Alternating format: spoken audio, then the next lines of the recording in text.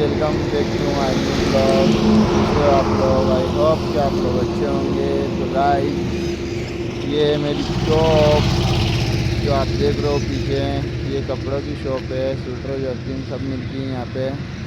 और मैं अभी काट रहा हूँ, यहाँ पे झाड़ू निकाल रहा हूँ, आप देख सकते हो ये झाड़ू। और गाइस, इधर जो है ये पूरा मार्केट है। ये अभी एक शॉप खुल चुकी है और दूसरी नहीं खुली है, और मैं निकाल रहा हूँ अभी झाड़ू।